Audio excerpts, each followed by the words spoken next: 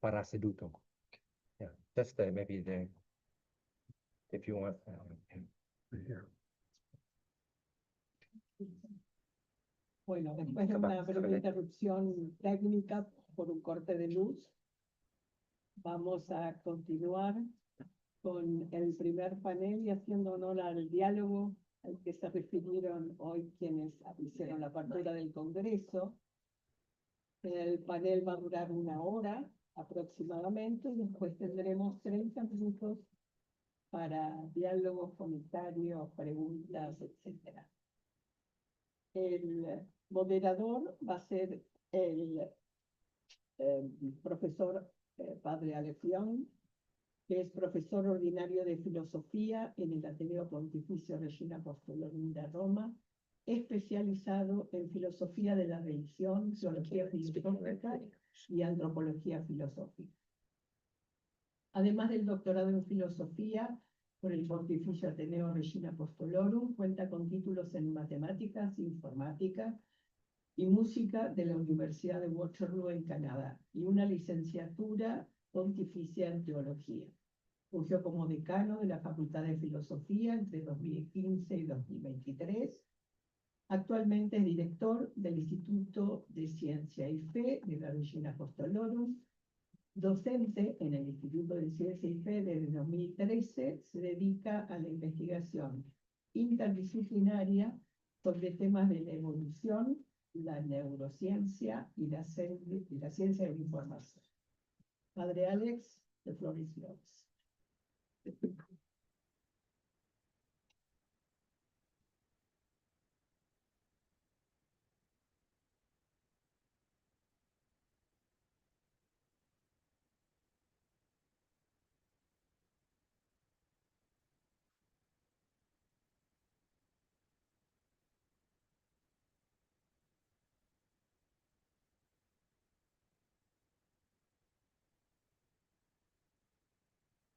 Well, good morning to everyone. It's really an honor to be able to moderate and introduce our first keynote speaker, Professor John F. Haught, Distinguished Research Professor at Georgetown University in Washington, D.C. He was formerly professor in the Department of Theology at Georgetown University and the chair. His area of specialization is systematic theology, with a particular interest in issues pertaining to science, cosmology, evolution, ecology, and religion. He is the author of 24 books.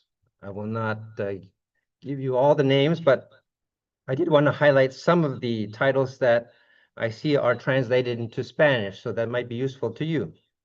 So, What is God? Published in 1986. Christianity and Science, toward a Theology of Nature, published by Orbis Press, 2007. God and the New Atheism, a critical response to Dawkins, Harris, and Hitchens, Westminster Press, 2008. If you want to get a kind of a summary of his readings, there's the John Haught Reader, Essential Writings on Science and Religion, published out of Whip and Stock, Eugene, Oregon Press, 2018. And let me highlight some of just his more recent work, which I think will get some of the fruit of that recent work today in today's lecture.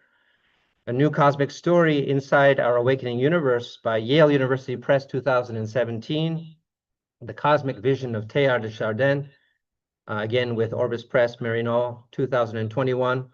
God After Einstein, What's Really Going On in the Universe, as well, Yale University Press, 2022. And I understand there's a forthcoming book called Reasons for Hope, Albert Einstein Meets Teilhard de Chardin. We're looking forward to that one. Haught has also authored numerous articles and reviews. He lectures internationally on issues related to science and religion. In 2002, he was the winner of the Owen Garrigan Award in Science and Religion, and in 2004, the Sophia Award for Theological Excellence. He testified in the famous Kitzmiller versus Dover Board of Education on the intelligent design trial in 2005. Okay. 2008, he received a Friend of Darwin Award from the National Center for Science Education. And in the fall of 2008, he held the D'Angelo Chair in the Humanities at St. John's University in New York City. In April of 2009, for his work in science and religion, he received an honorary doctorate from Louvain. He and his wife, Evelyn, we're honored to have you with us here today, Evelyn, now live in Alexandria, Virginia, which by providential, I also used to live in Alexandria, Virginia for many years.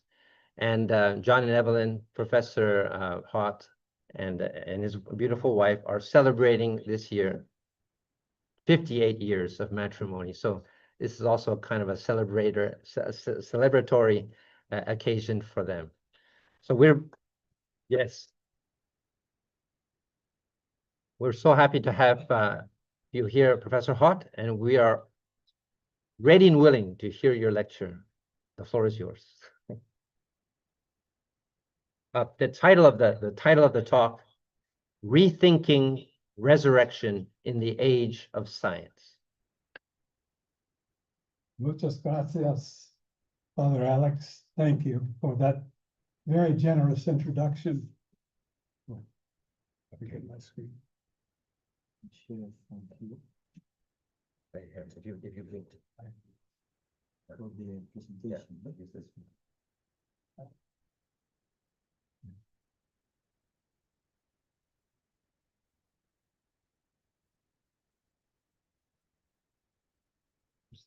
First thing we'll do, like to just share this one. Just give this one. I will put-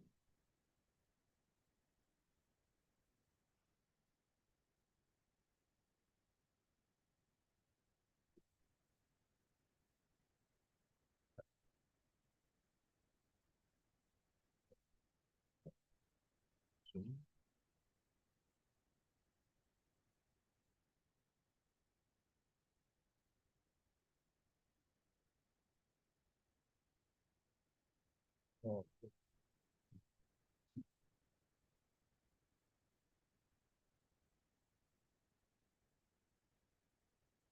A brief technical pause.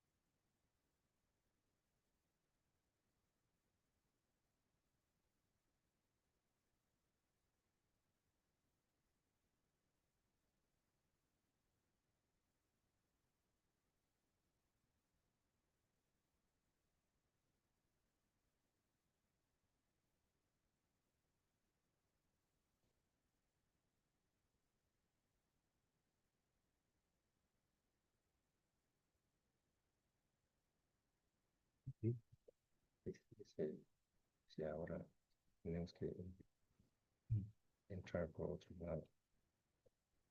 Ok, entonces hay que salirse de aquí y entrar. ¿Tiene el link? ¿Lo enviaron por email o no? No, antes de entrar aquí. Ah, ok. Entonces no es ni un meeting. Join, sí. A ver, ¿qué vamos a hacer? Y no,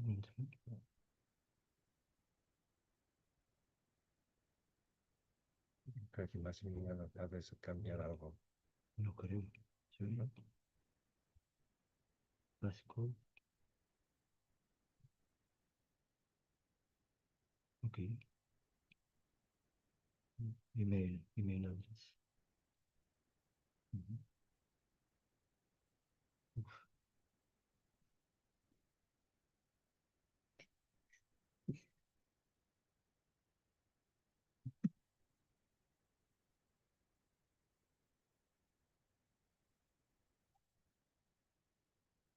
Some strange lock on the meeting now that we didn't have before. ujú.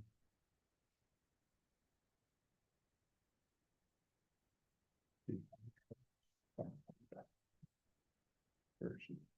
Difference, the possible. Aviso viene. Sí, Creo que había bloqueado las sí, entradas.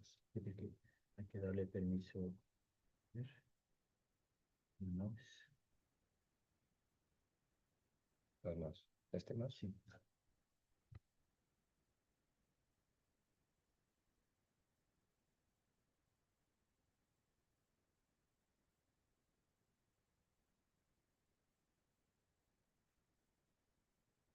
Son los panelistas ahora.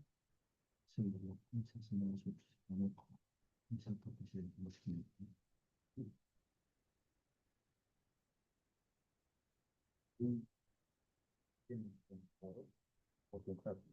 Abbiamo cercato di entrare con questo, cioè che se siamo panelisti dobbiamo entrare attraverso l'email, non abbiamo l'email. Siamo uguali. Sì, sì, sì. Ok, glielo do qui già. Sì. Sono un brincano.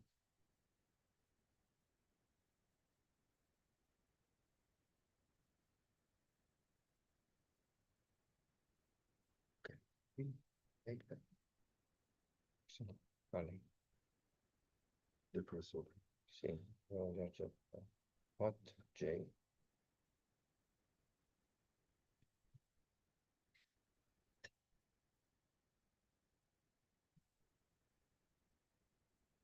Georgetown. Idiom. Hot J a Georgetown. Cosa dice questo? Se fosse, se era invitato come panelista deve.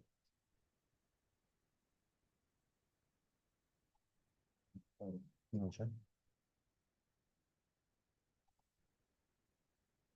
Possiamo farlo come abbiamo pensato di fare una presentazione in PowerPoint. Ottimo.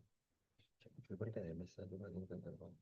Se era invitato come panelisti, per favore, connettere al webinar dal link dell'email invito.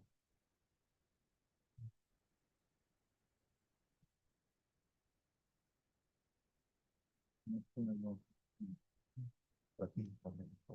Sì, quello lì non va. Come possiamo fare? Would it be inconvenient to use the PowerPoint? I'll try. We use that? You could. Okay. Possiamo utilizzare la PowerPoint.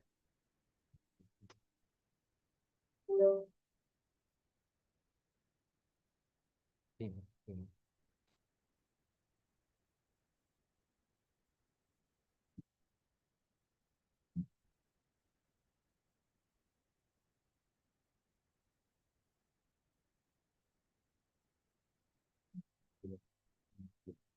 Così, no?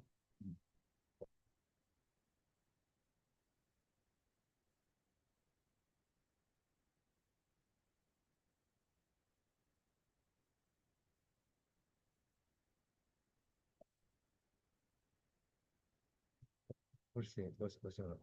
Sì. Sto un po'.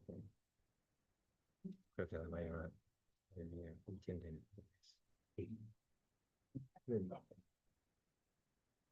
Okay, thank you for your patience. Thank you for your patience. I wish that this were still Pentecost season, then everyone could hear me in your own language. But I'm sitting next to someone who's almost Pentecost in his facility with language. So I want to express great thanks to Father Alex for your hospitality and for your expertise as well. And thank all of you for being here as well.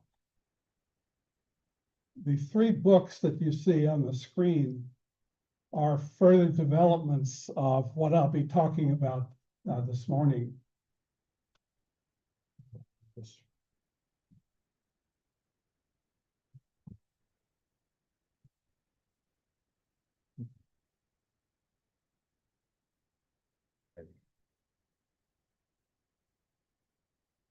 When we think about science, of course, we think first about Albert Einstein. But Einstein was not always just a scientist. He was also a philosopher of nature. And his philosophy of nature was that the natural world is a closed continuum of cause and effect relationships, which cannot be interrupted. The laws of science apply absolutely. And that would also mean that science makes it impossible for us to accept the idea of the existence of a personal God. Persons are not always reliable. Einstein wanted a completely reliable universe. That was his understanding of God. So a personal God was a kind of demotion in the eyes of Einstein, who considered himself a deeply, deeply religious person. And he was, in the sense that his whole life, his whole adult life, was an attempt to come close to eternity. And even ironically, though he discovered so much about time, he was more in love with eternity than with time. And for him, the way to eternity is not prayer, it's not hope, it's geometry. So he did not think that the idea of a God who answers prayers is worthy of us human beings. Such a God, in order to make himself known, would have to interrupt the laws of nature, would have to intervene, would have to violate even the laws of nature. And what that would mean by interrupting the laws of nature, a God who answers prayers and interrupts nature, spells the end of science. So the idea of a personal God was so inimical to Einstein that he thought the only way to resolve the problem of science and religion is for us to get rid of the idea of a personal God. Even though he has his hands folded here in this picture, he's not praying. I want to assure you of that. Nor is there room for a miracle or for the resurrection. Miracles and resurrections would break the inviolable laws of nature. Resurrection would interrupt the closed continuum of cause and effect relationships. Furthermore, the timeless geometry of space-time forbids any exceptions. I don't know whether you remember, most of you are probably too young to remember, that the main Christian theological respondent to Einstein for many years was the German theologian Rudolf Bultmann. And he gave a very ingenious and a very clever response to Einstein. He said, all you have to do is recognize that there are two worlds, the world of nature and the world of personal freedom. The latter, Einstein did not acknowledge. Just as Einstein did not acknowledge a personal God, he did not acknowledge the possibility of personal freedom as well. So his response to Einstein and response to all the Christians and others who had problems with Einstein is it's really no problem. as far as the natural world is concerned, let's listen to Einstein. Let's accept Einstein's view of nature as a closed continuum of cause and effect relationships. Let's also admit that in the world of nature, there's no room for what we call freedom. The world of science is a completely determined world, determined by the laws, the inviolable laws of physics and chemistry. So theologians, if they want to make sense of the idea of a God of love, a God who responds to us, a God who liberates us, they have to think of God in some other way than interrupting the laws of nature or answering prayers by changing the fabric of nature. So when you look at or read the miracle stories and the accounts of resurrection in the New Testament, you have to look for their inner meaning, for a meaning that's hidden to science. And that's the world of personal freedom. And it's in the world of personal freedom, which science knows nothing about. Science cannot even talk about it.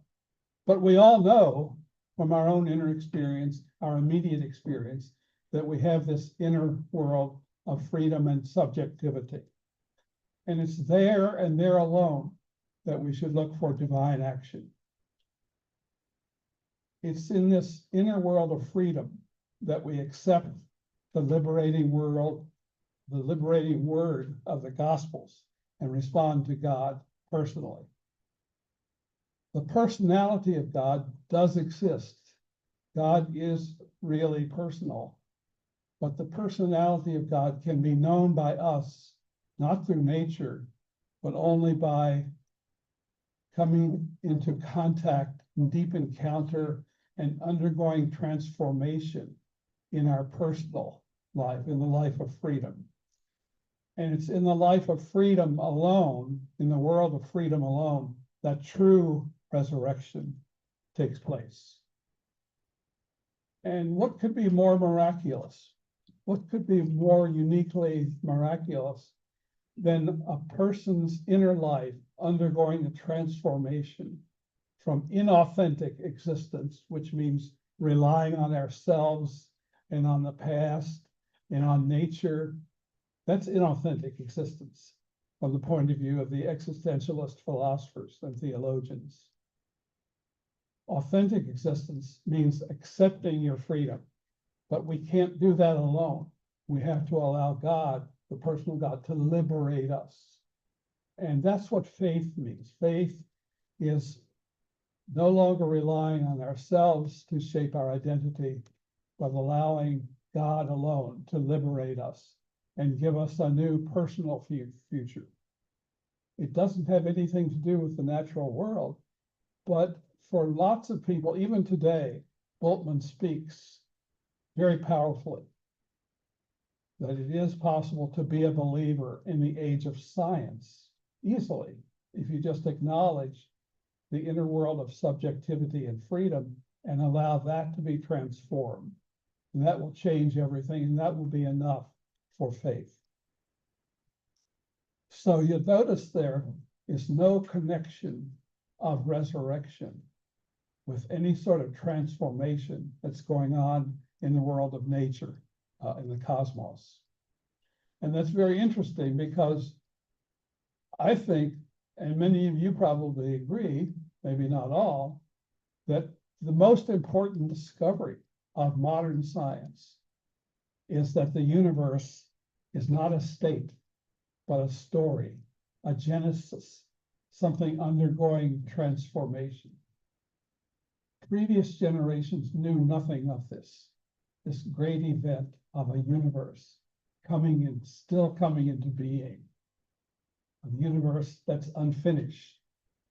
Scientists now pretty much agree that the age of this universe is 13.8 thousand million, or as we say in English, billion, 13.8 billion years old.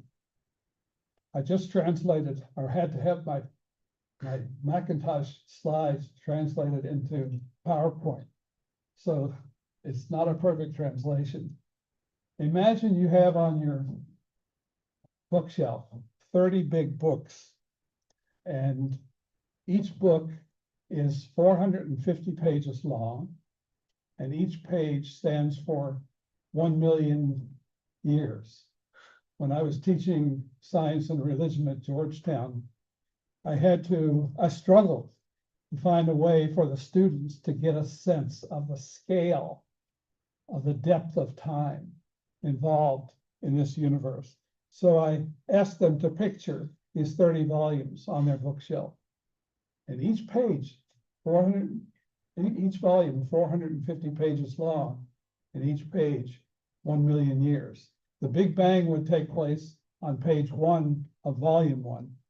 But the first 2 shelves, which are colored gray here, and part of the third, consists of essentially lifeless and mindless physical or material stuff and processes. The point being that life was not in a hurry to come into the universe. And that means today, for probably most scientists, that life really does not belong to the universe. I mean, if life was supposed to belong to the universe, why did it have to wait for so many billions of years to come into the picture? The history of the Earth spins out around the sun 4.5 billion years ago.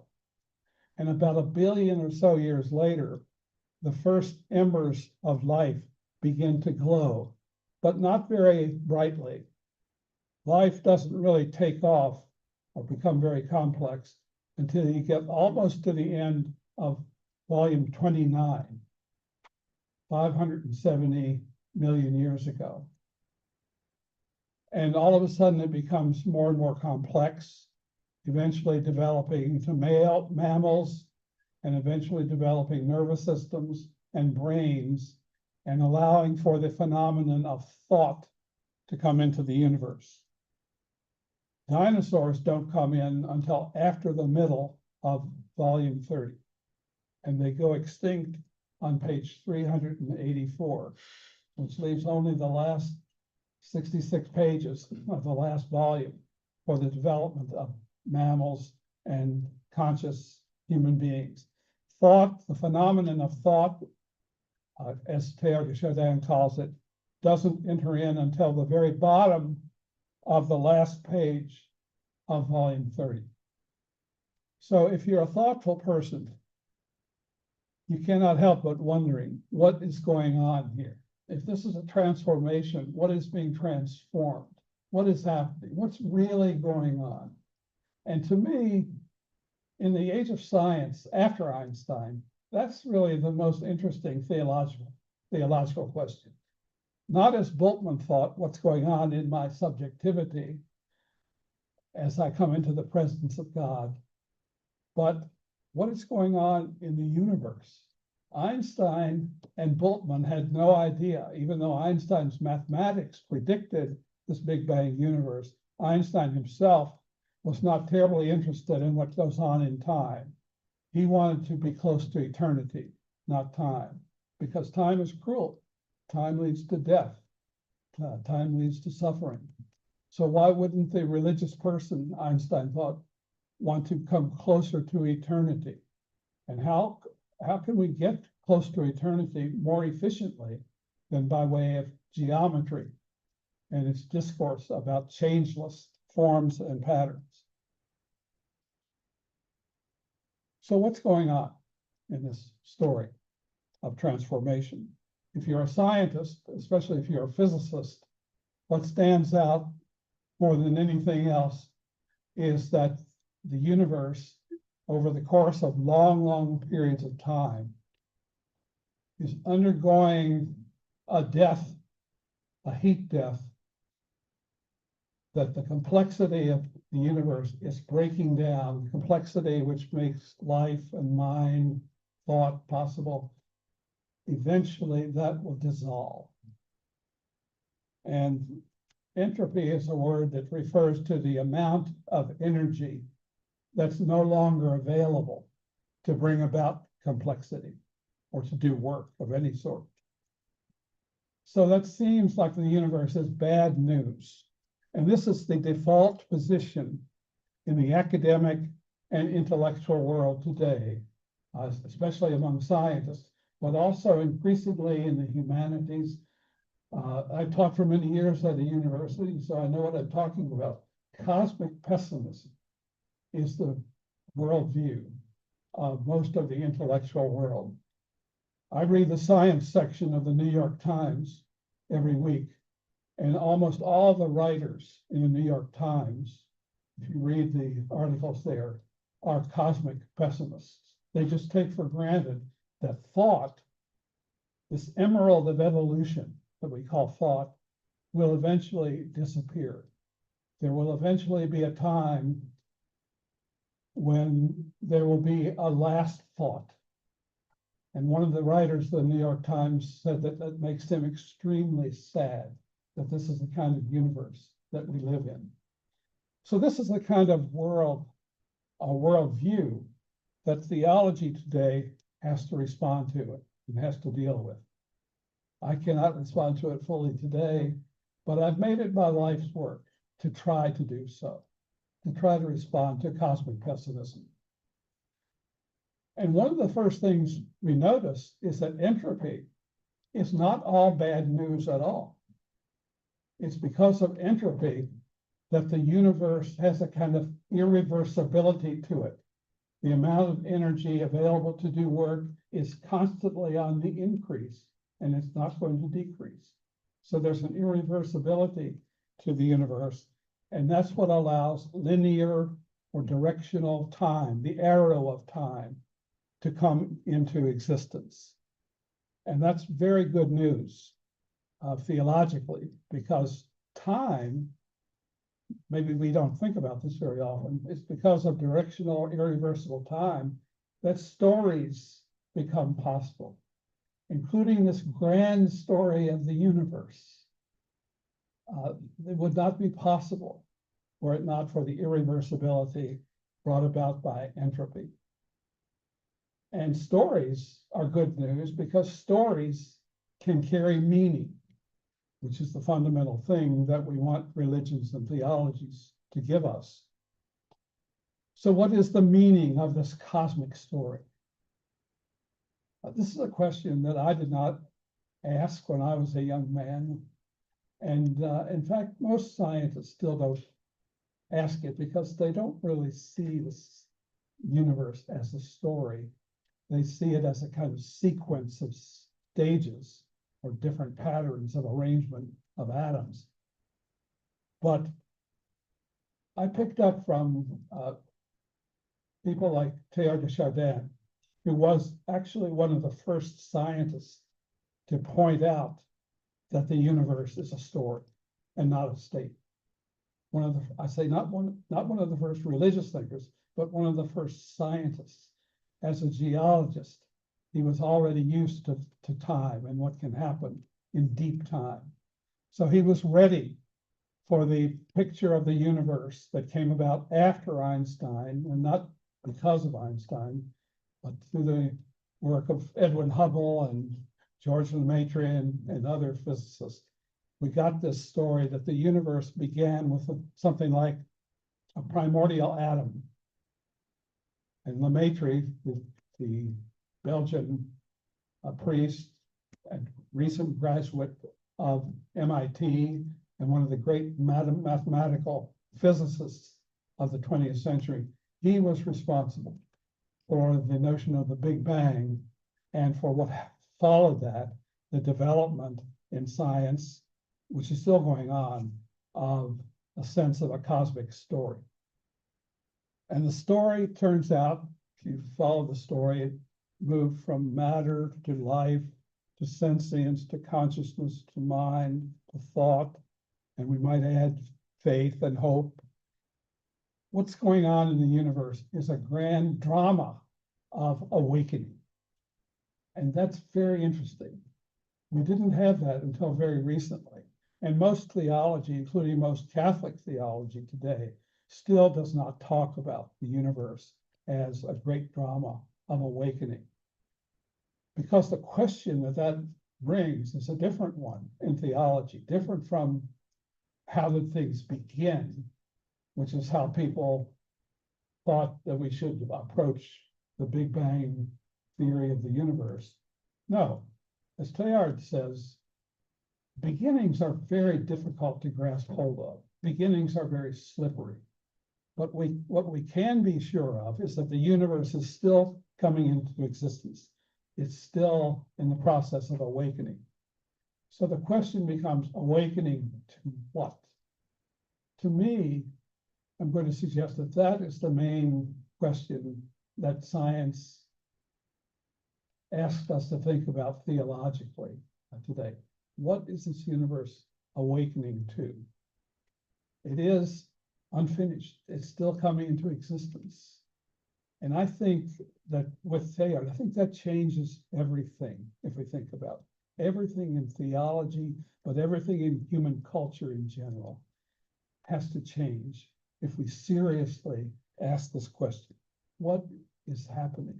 What is going on in the universe? To what is it awakening? The name that Teilhard gave, as most of you know, to that abstract postulate of some sort of awakening to something. He called it Omega, the last letter of the Greek alphabet. And what that means to me, and I'll only be able to develop this briefly today, is that when we talk about resurrection, the most revelatory and exciting event in Christian faith, we now have to talk about it in different terms from Bultmann. Doesn't have to do primarily necessarily with my personal transformation, maybe primarily what the resurrection is about is the transformation of a whole universe. And I think this thought was planted in the theological mind of Pope Francis when he wrote Laudato Si. I think you see the church waking up to this idea of an awakening universe in that encyclical. Now, if the universe is a story, that would mean that we can read it, and perhaps we can read it in different ways and at different levels. And what I'm going to propose, and I talk about this at great length in my recent books, is I think that there are three main ways in which we still read the universe. And these main ways actually go back to antiquity. I'm going to call them archaeonomy, the archaeonomic way of reading the universe, the analogical way of reading it, and the anticipatory way of reading the cosmic story. The archaeonomic way of reading is preceded by the ancient atomists, Democritus, Lucretius, and others. Democritus said, if you want to understand the universe, you need only two ideas: atoms, uncuttable particles, and the void of empty space. And this is still the intellectual ideal of the archaeonomic approach. Then there's Plato, who is the ancestor of analogical thinking, which has been deeply influential in shaping Catholic thought during the centuries. And then there's also the even more ancient figure of Abraham, who can stand for us, who can represent the kind of thinking we see in the biblical religions, in which the future is the most important horizon of thought and of spirituality.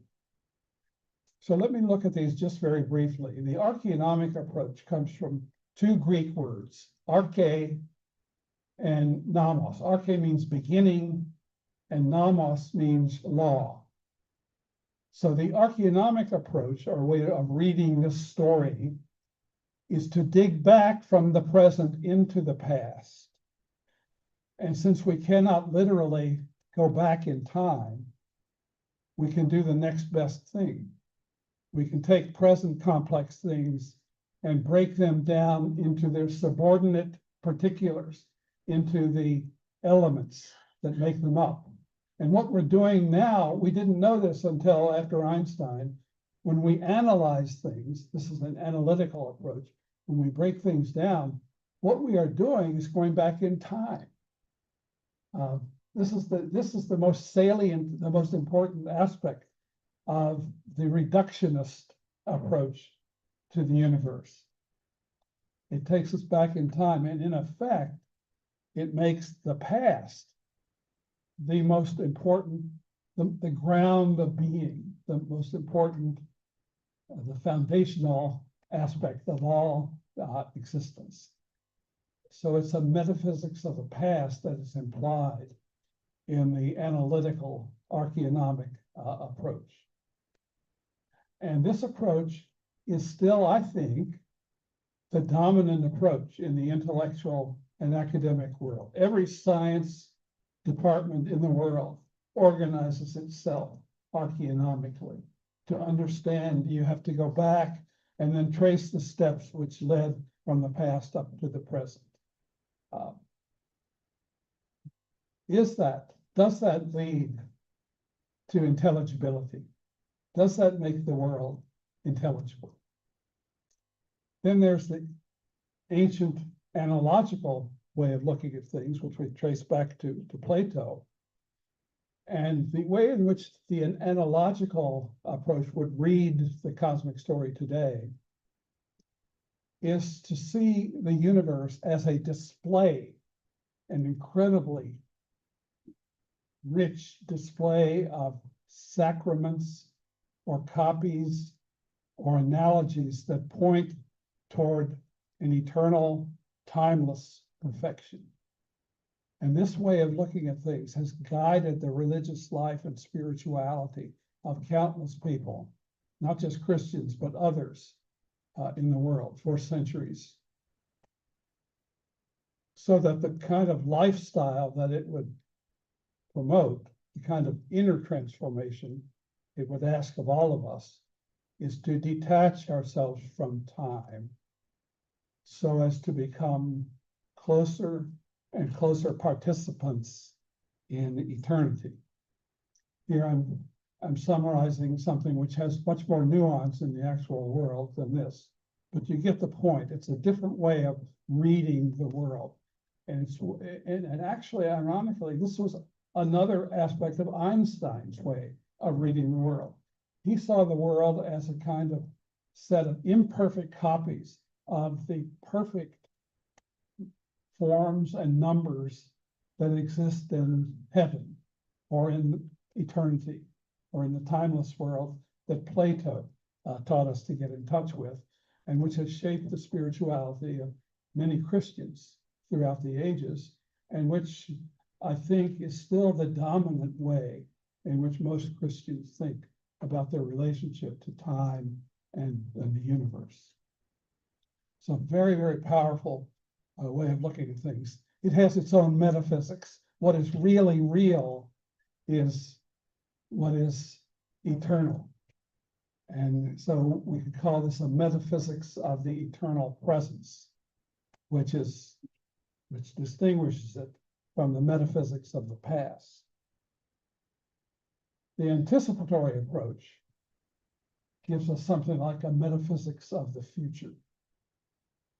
The cosmic story, then, is still coming into being. The cosmic story is still unfinished, which means that the universe still has a future. And that's a very, very enlivening idea.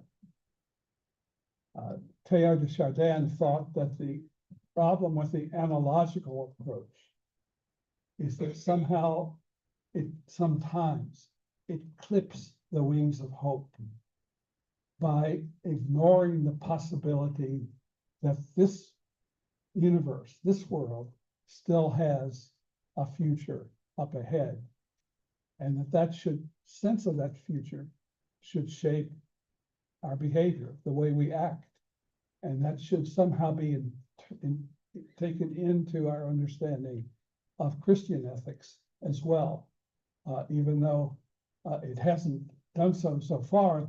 The Second Vatican Council, in its document Gaudium et Spes, already developed something like an anticipatory approach to nature, to the universe.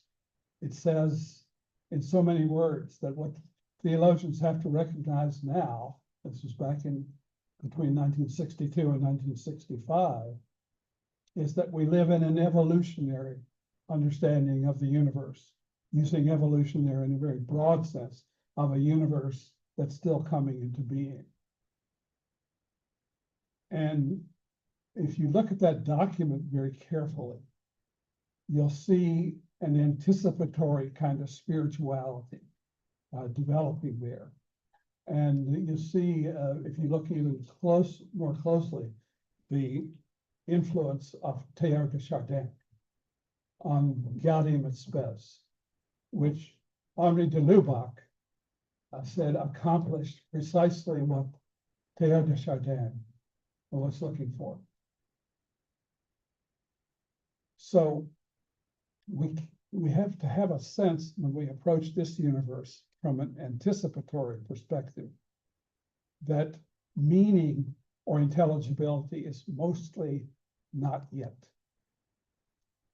Intelligibility is not something that has been perfectly completed, but it's actually still coming into being. And that gives to thoughtful beings a vocation that they never had before, that it's through human thought that intelligibility grows in the cosmos. And what we have to do, therefore, the disposition we have to have is the same disposition you have when you're reading a great work of literature, when you're reading Tolstoy, War and Peace, or Dostoevsky, The Brothers Karamazov. You can be tempted after the first 15 chapters to slam the book down because you don't know where it's going. But if you give the author time and ingenuity, and if you learn to wait, to be patient, remembering that the Bible says only those who wait will not be put to shame, then that's the spirituality with which we can approach the new scientific understanding of the universe. So to sum up then, the archaeonomic approach sees the pieces of the story, but it sees no meaning in the story. And time for the archaeonomist, for the materialist, for the reductionist, time is simply a disturbance or a sequence or series of disturbances of an original simplicity. And the analogical approach sees meaning, but it ignores the story. And as I think about what's going on in Catholic theology, Christian theology in general today, I see very little appreciation of deep time. Deep time is inconsequential to most Christian theologians today. It's the eternal presence that we are after and that we seek to transform our lives in the presence of. So I have the question then whether a purely analogical approach can ever appreciate the new cosmic story. Time in the analogical view does not allow for anything truly new or more to come into history because everything real and perfect has already been accomplished in the eternal present. And we have to think here of what the modern atheists like Nietzsche and Sartre and Camus and others were objecting to about Christianity. And I wonder if it isn't the fact that too much theology ignores what's going to happen in the future. You can put Karl Marx into the same group of people. So it's something to think about. Has our theology been deficient? And is it still deficient? Because it's still too analogical and not enough anticipatory. Now, in the concrete world of Christian religious minds and spiritualities, the analogical has been hybridized, has been synthesized with the anticipatory. So we know our Bible stories, but in the course of Christian theology, have we interpreted those Bible stories with too much of an analogical slant and not enough of a hopeful anticipatory stance? So the anticipatory approach sees deep time. I don't know whether tiempo profundo is the right translation. And it looks for significance, but it has to wait for it. And part of what we call faith and hope that is seen as not hope. So faith and hope are by nature anticipatory and are willing to wait, not passively, but patient, as St. Paul puts it. This is the kind of thinking that I think represents the uniqueness of Pierre Teilhard de Chardin in comparison with both his scientific colleagues, most of whom were archaeonomic materialists, people that he got along well with and loved deeply, but who had a completely different worldview. And also his difference from those Christians, his fellow Christians, who are satisfied with a purely analogical approach to spirituality and religion. So I guess the question I'm raising isn't Teilhard de Chardin still extremely relevant? I think he would say that the first two readings, the archaeonomic and the analogical, tend to ignore the transformational character of the cosmos, that the cosmos is the primary transformation. And our own restlessness, our own personal spiritual restlessness, is the reflection in us, or as he puts it, reflection in the monad of a genesis, of cosmogenesis, of this wider and deeper and fascinating transformation, which we're just now getting to learn about, that's going on in the cosmos.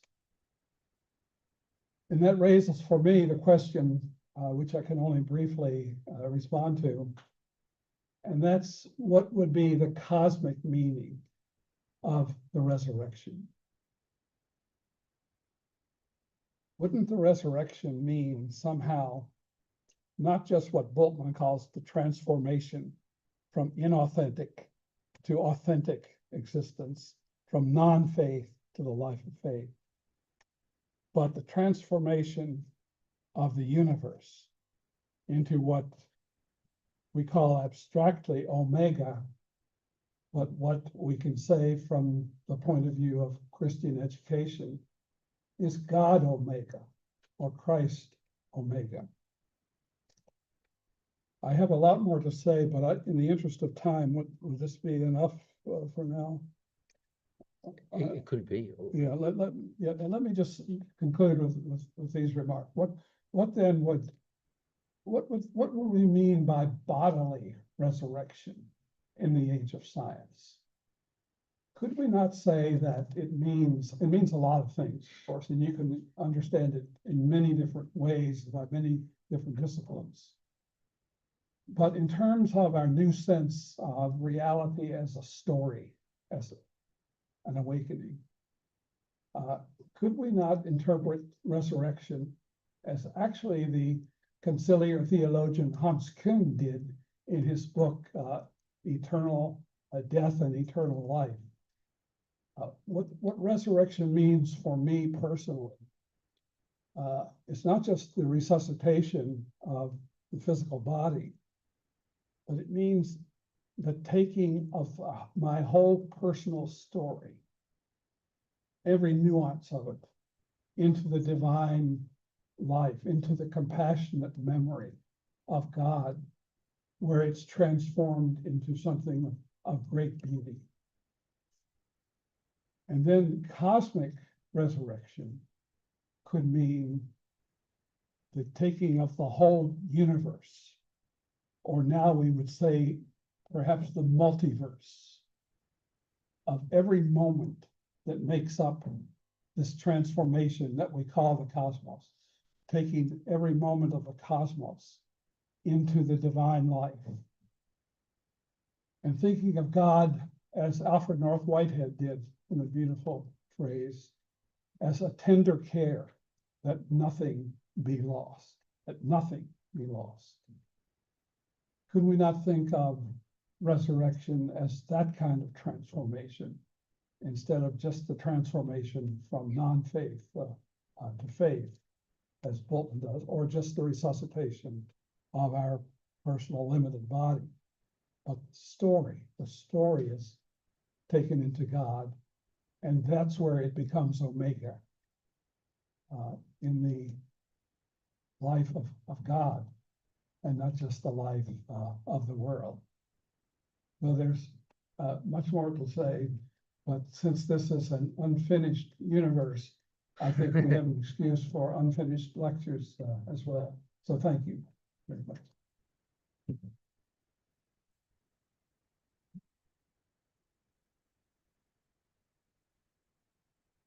Thank you very much, Professor Hott, for a stimulating and very well-presented lecture. Usually lectures are quite boring, but this one was not boring at all. I think we were stimulated to ask, at least myself, I have a lot of questions written down, but I'd like to give the floor to those here present in the Athenaeum. If you'd like to ask a question, we have probably about 25 minutes or so. You can express your questions if you want in Italian, Spanish, and I can try to translate your question into English if you'd like, or ask your questions in English itself, right? There is a microphone here that Sylvia can pass around. Don't be shy.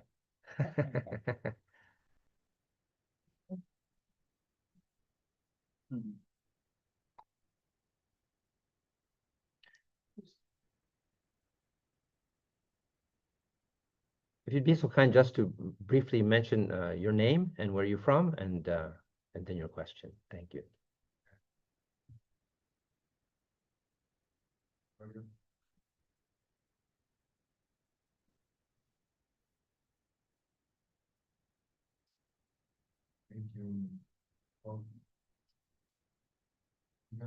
Say?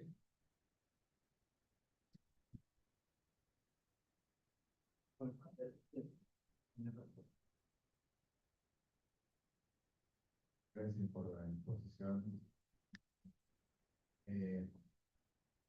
Mi pregunta es, question is- punto amiga, interesante que ha planteado, se encuentra en función, ¿no? Que ha planteado respecto de la transformación del universo. Mi pregunta es si puede encontrarse alguna característica del rumbo del omega, que algún tipo de perspectiva, digamos, se puede individualizar como lo que hizo Pop. La segunda cuestión es la discusión que algo integrada, ¿no? Punto omega, la resurrección, digamos, la parecía que era algo cuanto dice entonces que ahí estoy hablando puede pensar esa. Okay, so Professor Lucio Florio is from La Plata, Argentina, and he asks two questions. about the idea of the punto omega, which would be the final result of transformation.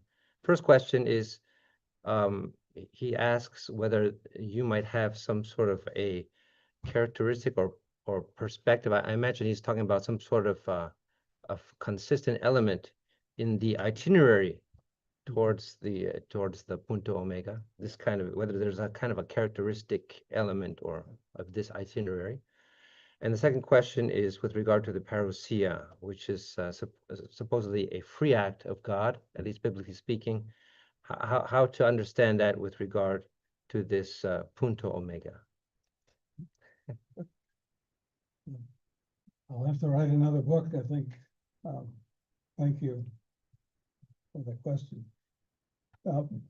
Point omega is a problematic idea for readers of Teilhard. So what is it? In terms of his thought, omega is, in my view, it's most like a postulate in geometry or in logic. It's too important to deserve to be empirically demonstrated, but it's a truth. It's a postulate, kind of like when you do science, you have to postulate that truth is worth seeking. You can't prove that, but if you don't have that postulate, then nothing makes any sense in science. Likewise, the universe, in order to make sense, and that's the main thing, to become intelligible, a universe that's still coming into being is by definition not yet complete and therefore not yet fully intelligible. So omega stands for what is fully intelligible. And what that would mean in terms of the universe being a story is something like the ending of a great novel. It's a point that brings together the scattered elements that have existed throughout the novel. When you're reading the novel, you don't understand, but you have this attitude of anticipation. You keep turning the pages because you're looking for something that's not yet there. So omega has a not yetness about it, at least from our perspective. But it also stands for the intelligibility, the meaning, the fulfillment. Once you respect what's going on in time, the way Teilhard does, you don't look to the eternal present outside of time for your intelligibility. You look for the fulfillment of time, analogously to the way in which, when you're reading a novel, you're looking for something which right now is completely beyond your comprehension. But when you arrive there, you look back and say, okay, now I see how the scattered elements fit together. So I'm suggesting that once we learn to see the universe not as a state into which souls are planted, but as itself the great transformation. Even understanding a soul requires that you understand the universe. This is why Teilhard says, if you want a soul, you have to first create a universe. So what enters into soul making is not something that we can ignore by ignoring cosmic history. So that's one question. The other question throughout, it has to do with consistency. Omega stands for the fullness of consistency, as Teilhard called it, or consistence, or solidity, or something substantial. Throughout his life, Teilhard was looking for something really substantial, something indestructible, that could protect him from his anxieties. He was very anxious spirituality. How can he solve that? Throughout his whole life, he first started looking at iron around the countryside where he was brought up, and he called it his god of iron when he was an adult. He realized that he was looking for God or solidity or indestructibility from the time he was a very young man. And he was even tempted, interestingly, when he was a young scientist, he always felt the lure of materialism. I mean, what could be more solid than matter? And this explains why people can be materialists. They're looking for indestructibility too. And nothing seems more indestructible than matter until you subject it to analysis and find that it too sort of floats away. Its solidity disappears in a swarm of atoms. So what happened in his own life, and I find this really interesting and exciting, is that increasingly what became the most solid source of indestructibility for him was what he called the future. The future, no matter what happens, it's always there. We can always attempt to encounter it somehow, maybe only partially, but it's there. It's a horizon that keeps receding the closer we get to it, but it never disappears. It's always faithfully there. The future is always arriving in one form or another, at least partially. The resurrection itself is the arrival of the future. And that's why the resurrection does not disturb any laws of science. It's immune to being tossed out of existence but by way of analysis, because it's always there. And he wants to assimilate the idea of resurrection and solidity and consistency to the future, which is always receding. It's always in some sense not yet, but that not yetness opens up the future for us. So in a sense, the kenosis of God, as I interpret this, the self-emptying of God, it consists of kind of, in our imperfect language here, of withdrawing into the future so as to allow us to live in the present. If God were fully present, everything would be annihilated in the divine presence. So futurity is opened up in a way by the self-emptying love of God, who wants us to have an autonomous existence, who wants the world to become itself so that he can have a dialogical relationship with that. So all this is applied in the notion of Omega. And I think that was true for Teilhard as well. Thank you. Thank you.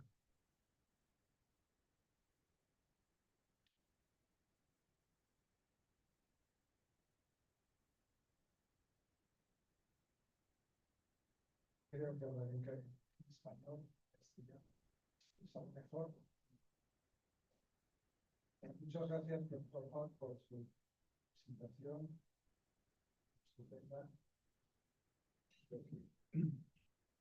Mostrado de modo muy claro cómo la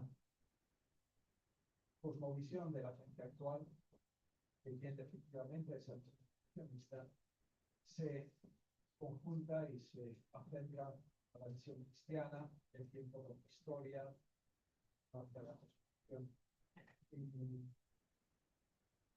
Me ha resultado muy interesante, pero tengo una duda, me ha surgido una duda escuchándole, y es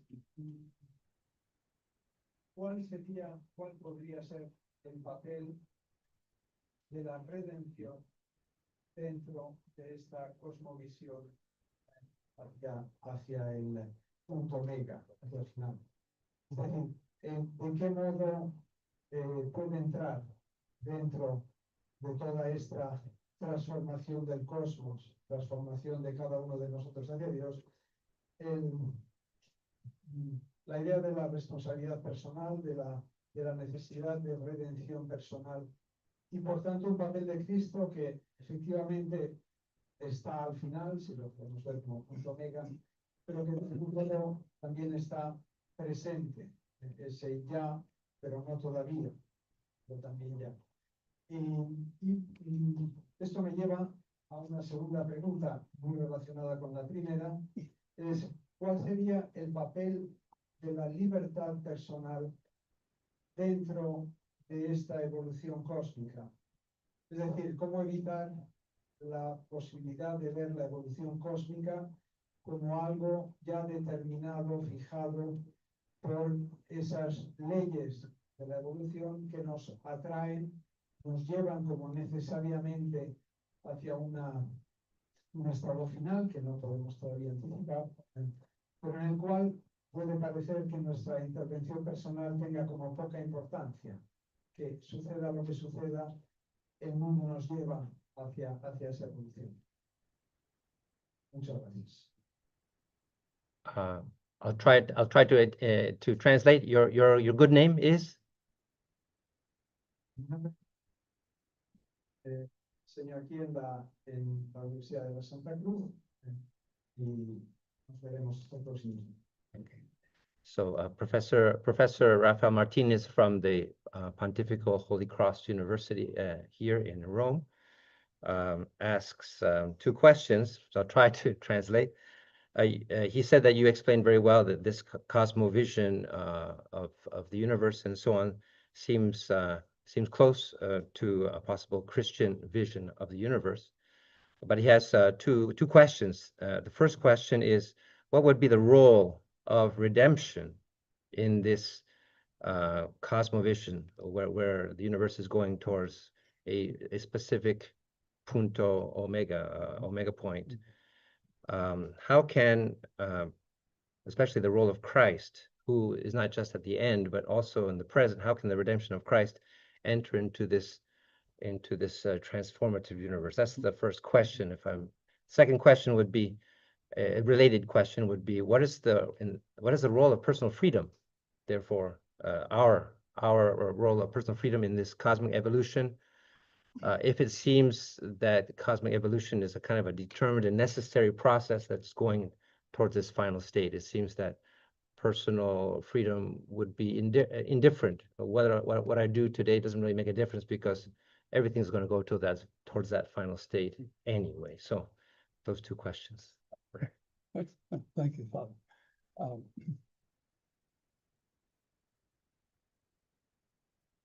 I think one of the things that I find helpful to remember is that the way in which the notion of sin and the defects and imperfection has been presented was at least tacitly for the purpose of magnifying the figure of the Savior. The primordial Christian experience was of the majesty of this man's life and death and resurrection. And how can we theologically do justice to this by magnifying the importance of the Savior? And so that one way of doing so has been to realize realistically that we live in an imperfect universe, a universe that Teilhard explains as being unfinished. A universe that's unfinished is by definition imperfect. And the fact that the universe is incomplete, that's the biggest fault line, you might say, in creation. There's a fault line that's already there by virtue of the fact that it's not a finished product, and therefore is open to the invasion of darkness, of tragedy, of struggling, of suffering. And that's all part of this cosmic story too, which you rightly pointed out. I did not discuss that, but that's just as much part of the story. And a part of that story too is to what extent has the fact of suffering helped to bring about indirectly the awakening of the universe. The problem of evil, what kind of universe, what kind of awakening would ever have taken place? What depth of love would have occurred? What depth of faith and hope would have to be required if there were no fault line to the universe? So the figure of the Savior, the figure of redemption, Teilhard thought, was magnified to the extent that we tie all evil into the fundamental thing that needs to be repaired. And that's the unfinished character of the universe. And that's why the notion of Omega is such a rich one for him, because not only is the universe transformed, but the whole history of suffering and evil that was part of that awakening is somehow transformed and redeemed in the beauty of Omega. And Pope Francis indicates this at one point in Laudato Si, and he fully accepts this idea of an unfinished universe. And he says, what we await and hope is the universe being taken into the beauty of God along with us, mit uns, con us, with us, the universe is, so that henceforth, Laudato Si really amplifies this point well. We should not think of our own destiny, personal destiny, apart from cosmic destiny. And that's something that should enter into the formation of our attitudes toward the natural world, and ecologically speaking as well. And there's also the idea that the universe still has a future, which we don't know, and we don't know what can happen in that future that can redeem, in some sense, what has already gone on. But somehow our ecological responsibility has to be motivated not just by the desire to preserve, not just by preservation, but by preparation, by preparing, by getting ready the volumes that have yet to be written. I gave you 30 volumes, but an anticipatory approach would say this could turn out to be only the very dawn of creation. So our ethics should be not just ones of reparation, but also of preparation for the endless volumes that may yet be written. And so anytime we destroy the systems of life on Earth, which so far, for sure, where life exists, it would be helpful to know, but anytime we destroy those life systems, we cut off their future. We make it impossible for them to flourish and to flower in ways that we cannot anticipate ourselves. So redemption is very much a part of this cosmology, but it's one that doesn't redeem us from the universe. It redeems us with the universe. So it's a cosmic redemption. And that's very biblical in St. Paul, especially. And the other question, It's about personal freedom. but Like, what is the role of our personal freedom? yeah, this is a very interesting question from the point of view of the conversation that Einstein would have with Teilhard. You know, Einstein, because of his philosophy of nature, which absolutizes the laws of physics and allows for no violations, on one side of his mouth, he would say, there can be no freedom. There can be no responsibility. There can be no freedom because the molecules in our brain and the physical aspects of our nervous systems is all determined from the past. This is the archaeonomic approach by what happened in the past. So there can be no freedom, Einstein would say. But yet when he would address his crowds, his eager crowds during the war and afterwards, he would always admonish them to accept your responsibility for resisting tyranny, to resist fascism and Hitler and Stalinism and so forth, to resist that. And so he implied that we have to exercise our freedom to do that. So what would Teilhard say in response if they were having a conversation? He would tell Einstein that your problem goes back to how you understand time as being totally deterministic. Teilhard would say, I don't understand time that way. Time, the essence of time, is to let in the future indeterminacy of what has not yet been settled. There's a not yetness to my view of the universe, Teilhard would say. And freedom comes about in that space where time meets the arrival of the future. And that happens in each one of us in an exceptional way because of our consciousness. We can be conscious of freedom. So somehow redemption has to be, first of all, the liberation of time from determinism. And in liberating time from determinism, you're establishing a framework for the affirmation of freedom. This is something that Einstein would never have heard of, but this is why I would like to see a conversation between the two. For Teilhard, freedom is contained already in his notion of time and the arrival of the future.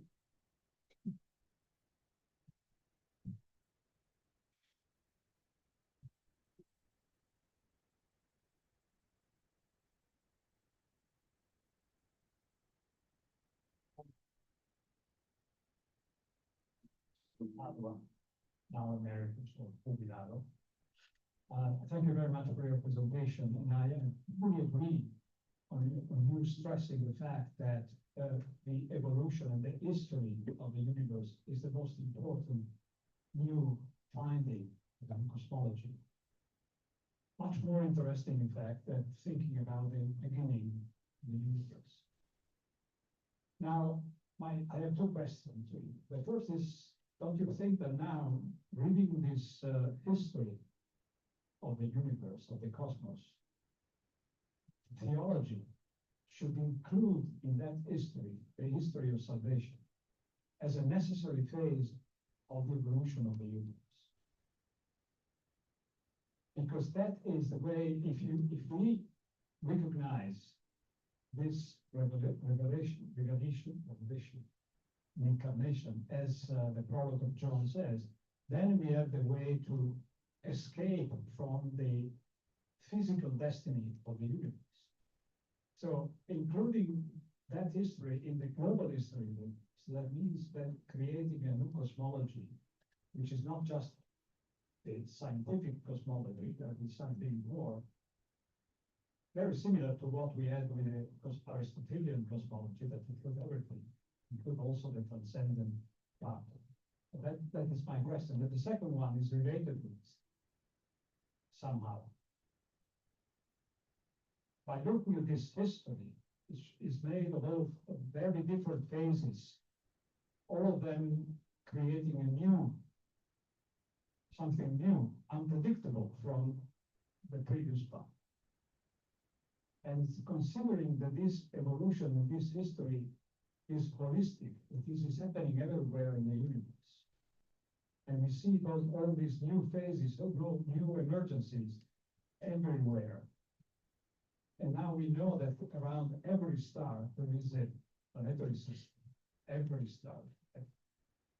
Don't you think that we are coming to the point that we have to admit that the emergency of conscience is a universal phenomenon of the universe, which means that then including the salvation history as a phase of the universe means that you have to think about Christology and the history of salvation, not only for the human being on the earth, but also the universe. Thank you. I think you've answered your own question very well. And a good theological mind. I would say that the Teilhardian notion of our realizing from our terrestrial point of view that the whole universe is an awakening, and that even if life and thought are confined only to this tiny planet in an average size galaxy, it's still the complicity of the whole cosmic story that has made this awakening possible on Earth. But learning that we live in an awakening universe was a major step here, because most modern thought denies that the universe is an awakening. The universe is essentially, archaeonomically speaking, lifeless, dead and lifeless stuff. And that thought and hope came into the universe only accidentally, without having any meaning, and that they will die out and the universe will return to its state of being essentially victim of entropy. Knowing that we live in an awakening universe should open our senses and our scientific imaginations to these possibilities of life and something like thought awakening elsewhere in the cosmos. I think so. I completely believe that an awakening universe is not going to be confined only to one instance in a small galaxy.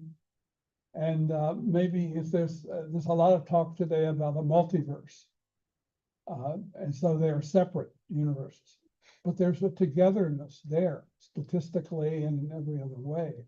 They're all part of the story. They're all part of our story, as microphysics itself, I think, implies. So yes, and I want to highlight what you said about the incarnation, that we are in a special position now to realize that God truly loves nature. That's part of the meaning of the incarnation. God takes the cosmos into the divine self. So not just resurrection, but incarnation also implies this transformative idea of the universe being taken into the divine light. So there's a lot more that needs to be said, but thank you for it. Well, if the participants would forgive me, may I just conclude with one last question? And this one, you alluded, Professor Hott, to that in Christian theology we often have a hybrid interpretation, or both, let's say, typological and illogical, and anticipatory. Maybe it's providential, but today, in today's reading, first reading from the Mass, from Colossians 3, it says, if you have been raised with Christ, seek the things that are above. You are already dead with Christ, already risen with Christ, like here and now. We're not waiting for the future. We are already dead and risen with Christ. And what we need to continue to renew is to the fullness of Christ. So I'm wondering whether or not you might comment on a possible interpretation that the end of history is not actually at the end of time, but actually it's the incarnational event. The center and the end of history is the incarnation, which happened actually before. That there is typological anticipation of that center and final of history in the Bible through not only creation, but also through the different covenants. and that the time of the church, which is now, which continues to go on, is sacramental participation in the death and rising of Christ, which has already existed and which we can actually already participate in analogically. That's my question. It seems to me a kind of a more Augustinian interpretation. Augustine obviously was a little bit scandalized by the fact that the Roman Empire was in collapse. But then again, it didn't surprise him because he thought that, well, we're not waiting for a utopia in the future here. We are already in the death and resurrection today, all of us in the church, and we are participating that in every moment. Thank you. Very, very good question. And it's one about which I think quite often, because the language of above and the verticality of eschatology throughout Christian history is still dominant, I think, in people's thinking about their own personal destiny. And they don't see it so much in terms of the transformation of the universe, as Laudato Si did, but in terms of sort of pre-scientific ways of thinking about God and faith, which are still prevalent, as it were. And I think the key term in your question is sacramentality. What does sacramentality mean? And prior to our new cosmic sense, sacramentality was interpreted very much analogically. That it's the sacraments are beautiful pointers to an absolute beauty, to an absolute goodness, to the transcendentals, to oneness, unity, truth, and beauty, which exists sort of timelessly, as it were. What I'm proposing here, and it's not original with me, I think you find it in Jürgen Moltmann and the Theologians of Hope, who were very, very popular when I first entered graduate school back in the 60s, is the theme of futurity, meaning something more, fuller, and newer is always on the horizon of our present experience, and not just something after death, but they're part of time. Time itself is a gift of the coming of the future. As the future arrives, it pushes the present into the past. This is something we very seldom reflect upon philosophically or theologically. But when we ask, why does time exist? Could we not say that part of the answer is because the future, something fresh, the God who makes all things new is coming, is arriving. And that in a way, revelation means the arrival of the future. That's not necessarily the only way to think of it, but in terms of our new understanding of cosmic history, revelation means, in some sense, the arrival of the future. So when I think of sacramentality, I think of it as not just in the Platonic sense of participatory in the eternal present, which is what it means in the analogical view, not just participatory being, but anticipatory being. That's the novelty that the Abrahamic perspective adds to the Platonic perspective. And that's why they can't be fully reconciled, in my view. So in a way, I'm going back deeper into tradition than my fellow Catholic theologians, or many of my fellow Catholic theologians, by making the Abrahamic worldview the dominant one. And actually, Teilhard himself had not fully developed this anticipatory perspective. And he often used the term analogy. Everything in evolution is an analogy of what comes afterwards. I think if he had the word there, he would also mean anticipatory and not just participatory. So it's a way of putting an emphasis on the futurity of being. So I would add to being, meaning, intelligibility, unity, beauty, and goodness.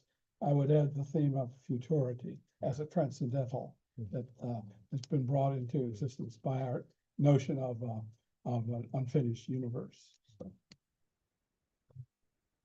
Thank you. Thank you so much for that wonderful response. And I think we'll have to end the questions here. I know we had a little bit of a technical blip, but remember, we have 3 days of conference. So you can always ask Professor Hott over coffee, which we'll have a coffee break now. And throughout the day, you can ask your questions to Professor Hott. I'd like to thank you again, Professor Hott, for coming all this way from crossing the ocean, giving us a stimulating talk. Let's give a round of applause.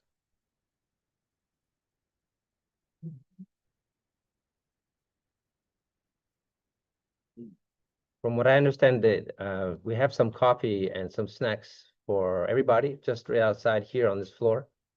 And we'll try to get back here. Maybe we'll take a 15-minute break. Is that okay? Yeah. 11:30, we'll be back. Thank you.